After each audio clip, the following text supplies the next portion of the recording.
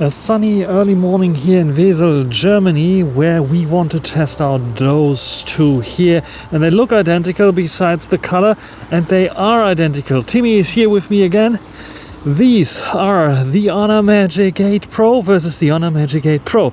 The white one is the Chinese version, the silver kind of one with the case on is the global European version. And we want to check them out to see side by side what software can make out of the same camera hardware that we have here.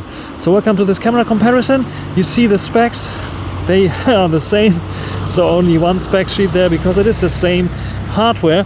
And we start off with the front-facing shooters here.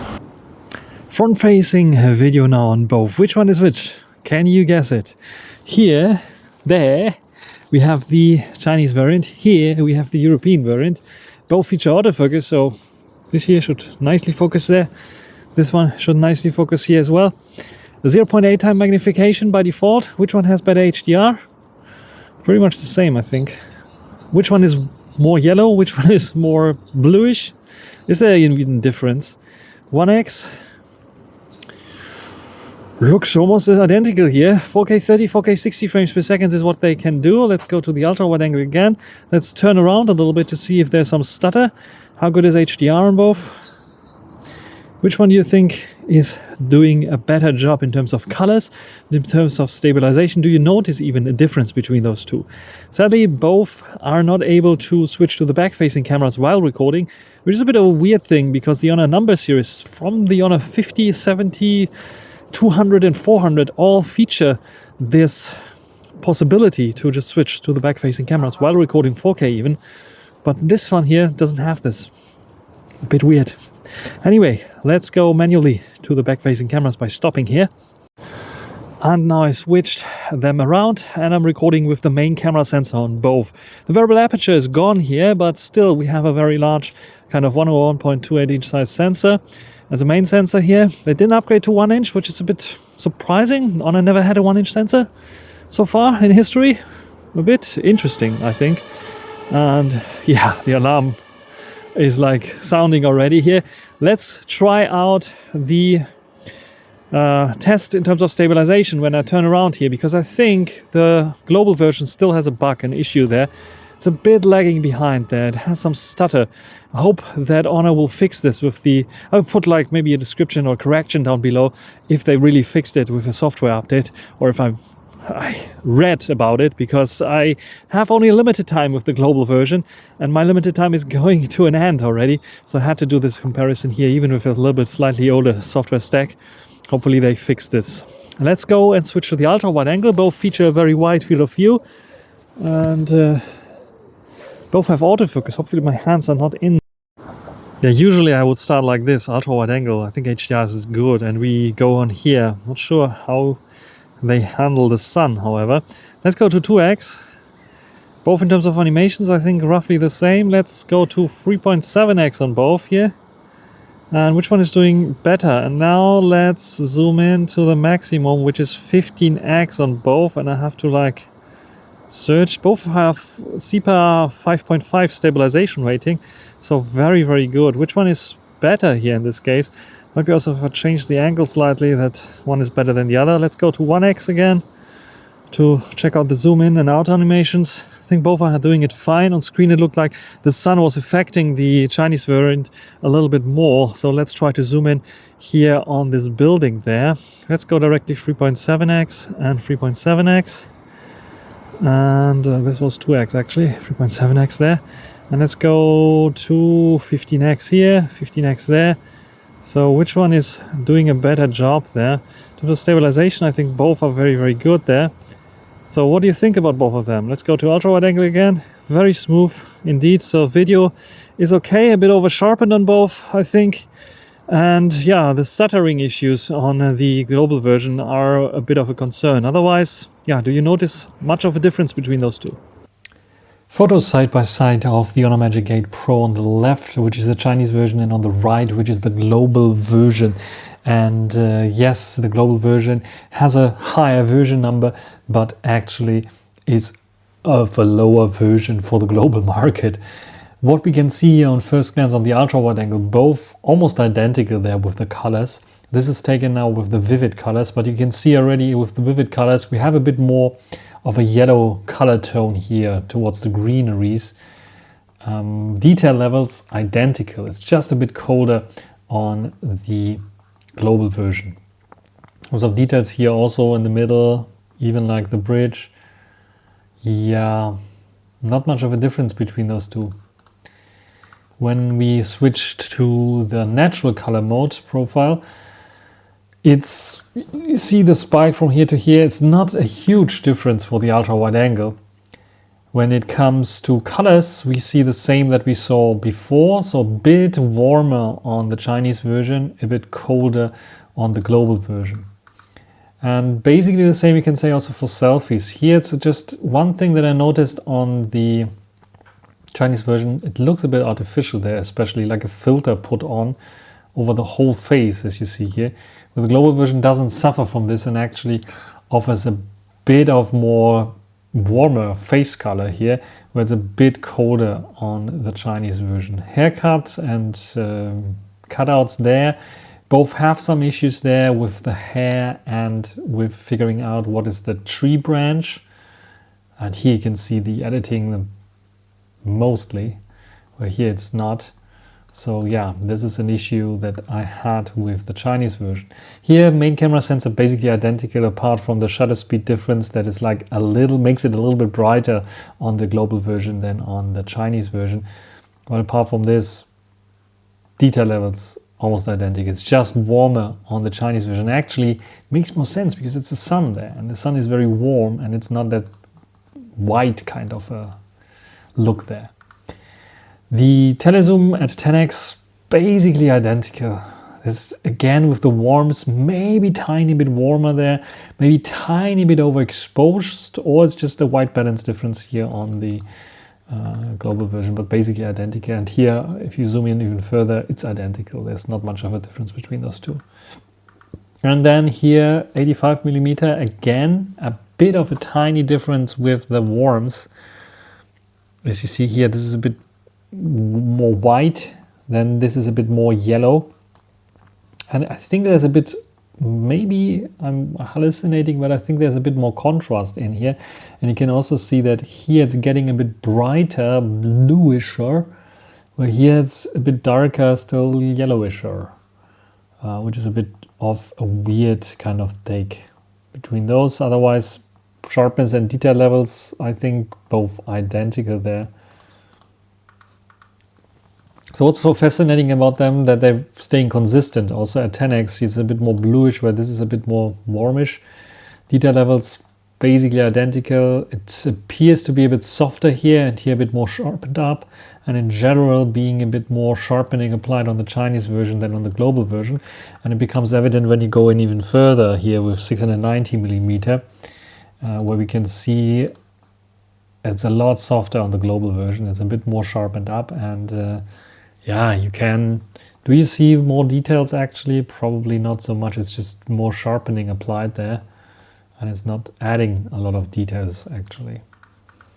And then this shot quite surprised me, because here we have quite dramatically difference in terms of shutter speed and how they are rendering shadows. So you see much more shadows on the Chinese version, where the global version has brightened things up way more than it actually should have, even though we have a higher shutter speed.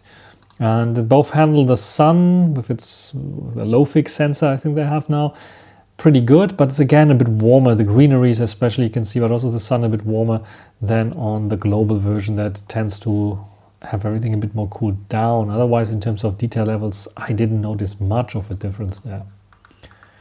The ultra wide angle basically identical there. Not much of a difference between those two, completely honest. Maybe a bit, again, greeneries. Here you can see the greeneries being a bit cooler and a bit warmer here.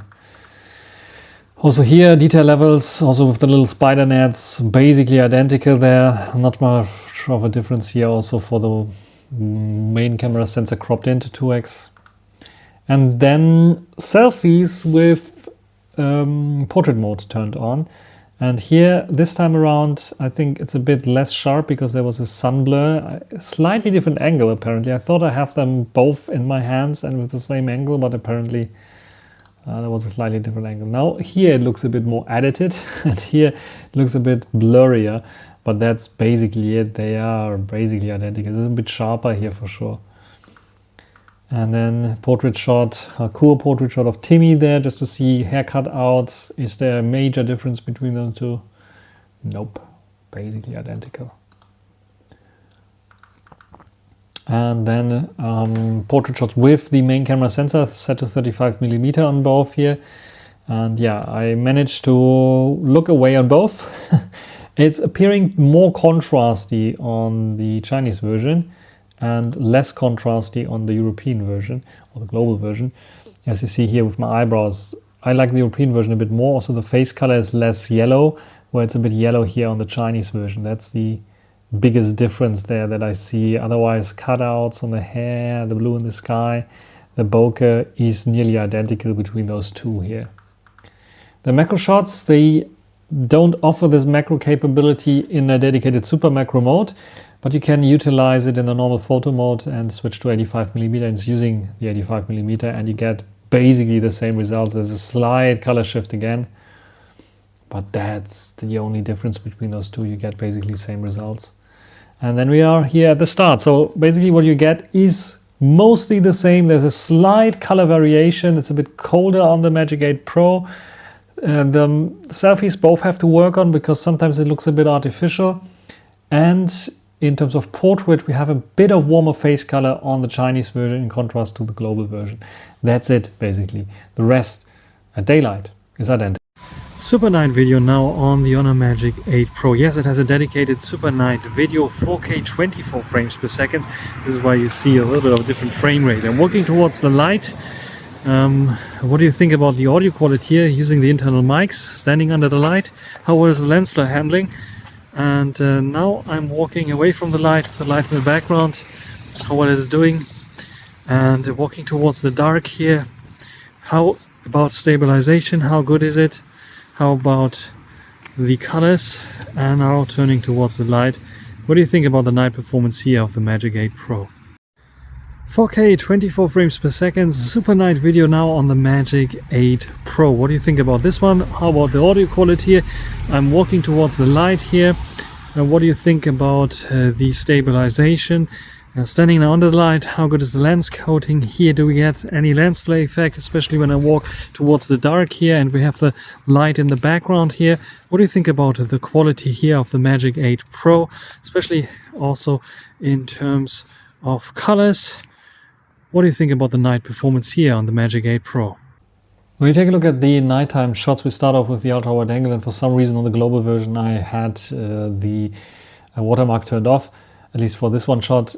Basically identical there in terms of sharpness and how they render the night. It's just, again, in terms of the white balance, it's a bit warmer rendition on the Chinese version. The rest is identical there on what they are rendering there. Maybe a bit more sharpening applied on the global version, that's it. We take out the main camera sensor here, identical. There's not much of a difference between those two. Even like the color variations that you see at daylight, where it's a bit warmer on the Chinese version, you don't see so much here. Both are pretty good in keeping the same kind of details. So look at all the shades. This is usually where you can see the benchmark, and there's maybe a slightly difference where I see a little bit more of the shade here on the Chinese version, where the global version you can still see it, but it's a bit softer there. So maybe it was a bit more denoising at this point, but the rest identical, not much of a difference. And the same goes for the 85mm. They're basically doing the same kind of job there. Not much of a difference between those two. It's almost as if it's the same picture. So yeah, the Chinese and the global version are basically doing the same. There's a slight variation here in terms of colors. A bit more contrast maybe added. Yeah, both, even at this zoom level, are doing very fine at 10x. And then selfies, for some reason I think I made a mistake on the global version. It's a bit wider, or it's just because the watermark is adding here. But detail levels on both is fine. It's basically identical. It's a bit brighter on the global version than on the Chinese version. That's it. I like the Chinese version a bit better, but that's basically identical. It's just like that the bokeh balls are different, and there was a red light instead of green. Might have changed things. If you zoom in more, QR code reading, is it possible? Both struggle and both get basically identical results there. Not much of a difference at nighttime. So yeah, nighttime, the same as with daylight, only the ultra wide angle, you see a slight color shift. The rest is basically identical between those two. All in all, if I have to rank them, I would probably rank them the same. I only have the Chinese version here, only also for a few days because the global version had to go back to Honor.